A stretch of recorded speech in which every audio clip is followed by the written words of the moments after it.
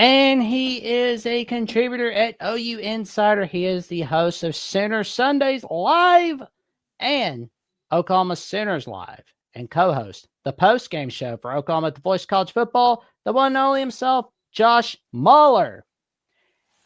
And who needs Travis Kelce and Taylor Swift when you got the top married couple of the Voice of College Football themselves, and they are celebrating their 1-year anniversary hosting Oklahoma at the Voice of College Football next Tuesday. The one and only themselves, Chad and Tierney Smith. How's everybody doing tonight? Doing all Fantastic. Good. That was awesome. Oh man, we got ourselves a fun night. I tell you what, especially on a Monday night, just like looking forward to Alabama, Oklahoma, and we're gonna see Sean McDonough on the call once again. And Josh, to answer your question, I think somebody was asking the Star to have Sean McDonough call the Alabama games. I think that's why. Is that what it is? Yeah, I was wondering. I mean, I don't care for that broadcast team, but maybe I'm the indifferent one. But nonetheless, it's going to be a great game this weekend. Right, yeah. Oh, man. So going into this game, Alabama's looking for some revenge. And Oklahoma is basically in a playoff elimination game, so to speak. What are each of you looking for in this game? But before we get to the position battles, what are like the early things you're looking for exactly? We'll start with you. Go ahead, Josh, if you want. Yeah, I mean, I think that the obvious one is just how well Oklahoma's offensive line can perform. They've been improving each and every week. It seems like they keep on getting a little bit better. They really aren't doing bad in terms of pass blocking and haven't all season long. And here in the recent weeks, we've seen them really be able to step it up in the run game. That's probably the biggest matchup that I feel like a broken record always mentioning that for Oklahoma, but they're getting better. And then, of course, with your two true freshman bookends, and then you get EPL in there, Eddie Pierre-Louis coming in there and doing his thing and really helping in that run game. That's kind of what I look forward to, and hoping that Oklahoma is able to do something against this Crimson Tide defense, which, thinking back, I think this might be the best defense that Oklahoma will face up to this point now. So I think it's going to be very telling, specifically that offensive line. The trenches are always where it's at, right? But especially so for Oklahoma, where they could really utilize that run game and get something going there in such a big-time matchup. Yeah, I'll let you go ahead. I know that you always say we skip and take all the points. Sometimes. I know, but the problem is, though, like, I think for most Oklahoma fans, what we're looking for is just trying to get any type of consistent offense. So for us, like, making sure that Xavier Robinson is still being able to run the ball. And again, that is going to be hard because we do have all the true freshmen up front going against like another physical defensive line. I say I'm not worried about the defense. Like, the defense is going to do their job. And it's just, to me, it's always for Oklahoma, it's up to the offense every game to do theirs. And so they did what they needed to do the second half against Tennessee to get that done. But I also saw what they did against Texas and Ole Miss. So it's kind of who's going to show up. Yeah, I just kind of piggyback off that just quickly. I think it is for Oklahoma, it's always been the rushing game, but specifically for John Mateer being post-surgery. I know we'll get into the matchups later on, but just how much he's kind of, except for the Tennessee game, how much he kind of fell back in terms of his aggressiveness in the run game and how much that's really been leaned on early in the season by Oklahoma. Now that you have X-Rob kind of coming out and really starting to dominate or take the lead in carries, is John going to start to be able to rely more on just 10 carries a game, but those being more aggressive, or how is that going to relate to the run game overall being more successful? So that's kind of where I'm looking at. The rushing game being good. Pass game, I think that they are going to be, have success, especially if the take what you give there is kind of met with John. Sometimes he can struggle with that, but I think that it's going to be, like Josh said, one of the better defenses we faced, as good as Texas or Michigan's. But I'm just excited really to see kind of where John feels in terms of the run game. Yeah, and from the Alabama side of things, it's honestly, it's a lot to look at.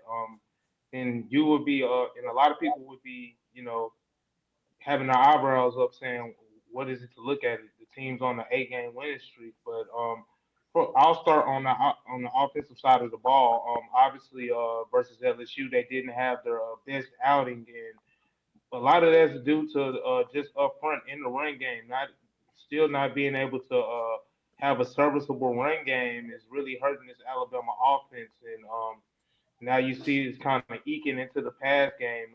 Teams are kind of cheating up defensively and not respecting Alabama's threat of the run game, and that's that's what I think it really is affecting this Alabama offense.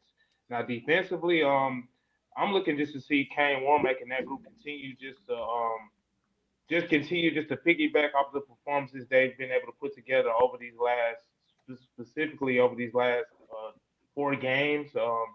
Defense continues just to generate sacks on the quarterback.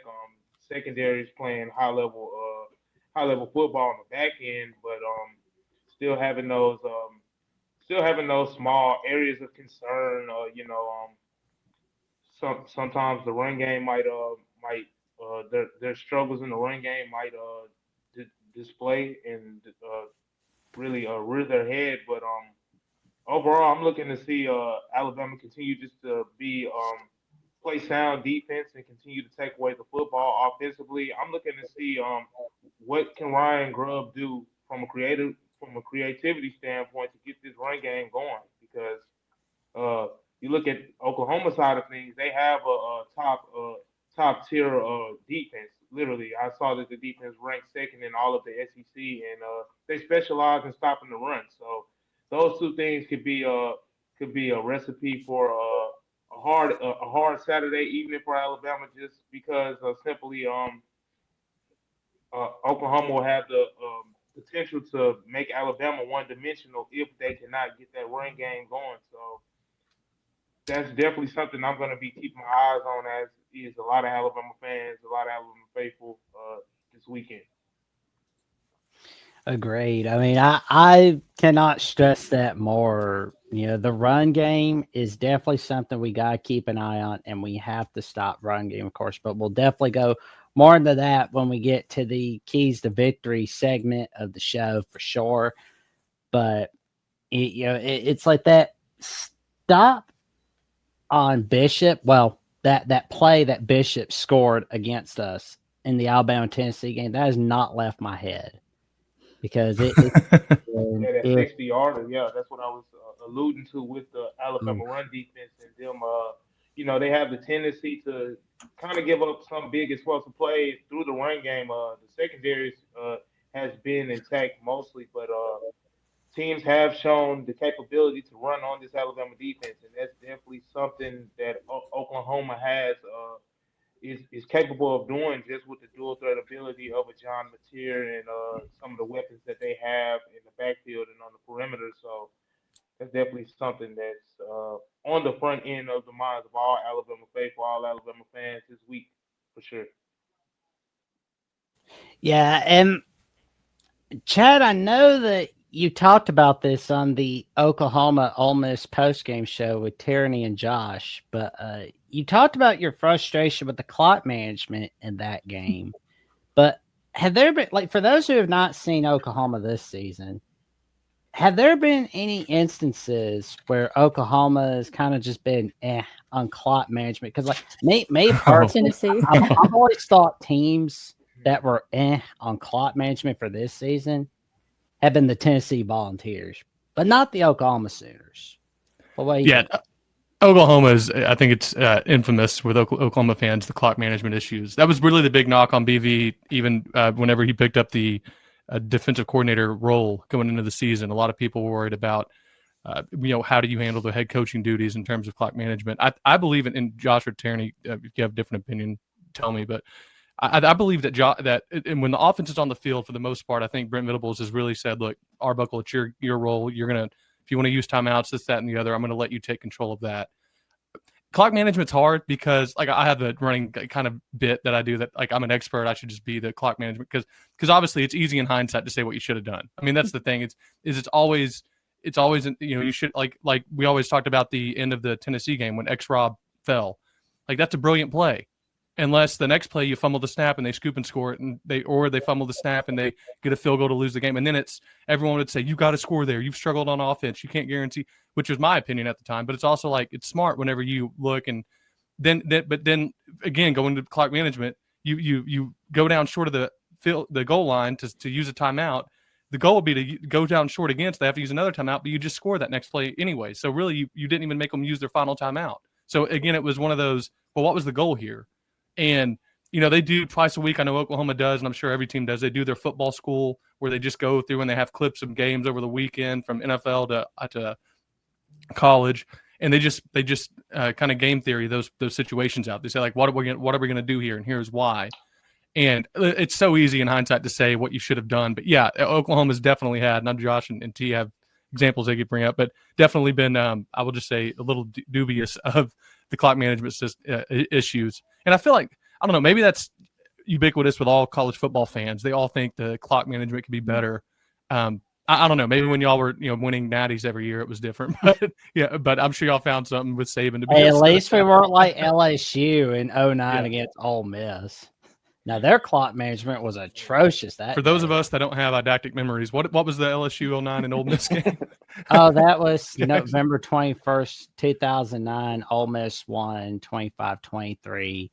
Ole Miss was overhyped into preseason, but they blew up their season after losing to South Carolina on Thursday Night Football. And their last game that they lost was to Mississippi State on SC Network.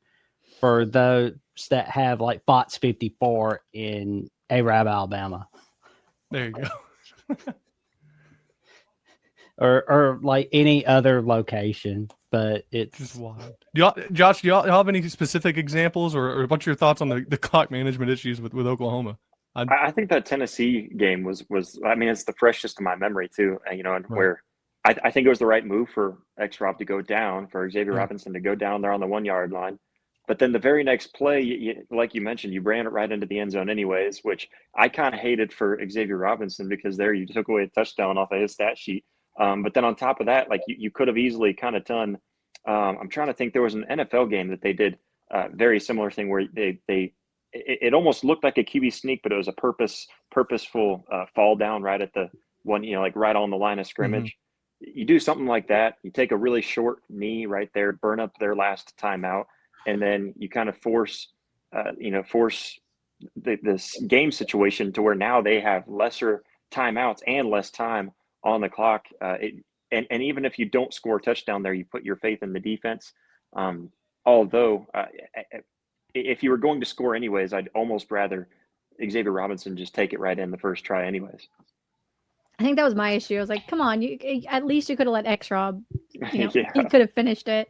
But even beyond that, for me, there was 2 or 3 times in the Tennessee game where we tried to change the play with like 7 seconds left. And we had to take a delay of game or had to blow a timeout. That was very frustrating. So we hadn't really seen that so much this year, I feel like.